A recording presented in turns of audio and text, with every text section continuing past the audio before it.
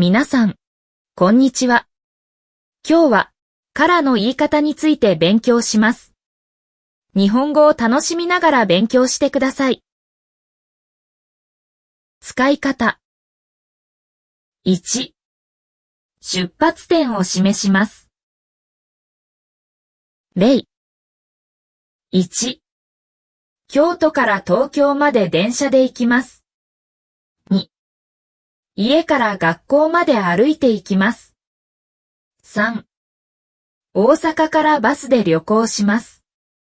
4、空港からホテルまでタクシーで行きました。5、ここからスタートします。次。2、始まりの時間を示します。例。1、会議は10時から始まります。2、授業は午後1時からです。3、映画は7時から上映されます。4、仕事は9時から始まります。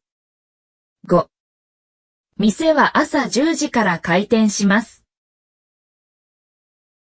次。3、理由や原因を示します。例。1、雨が降っているから外出できません。2、遅刻したから先生に怒られました。3、宿題を忘れたから提出できませんでした。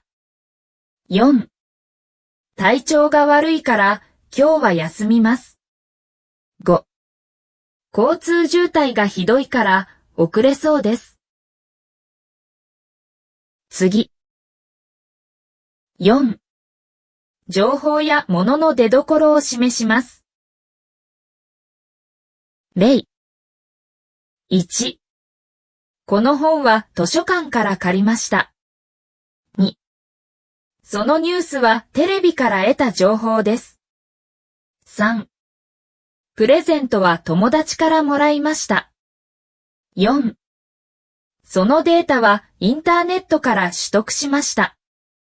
5、この食材は地元の市場から買いました。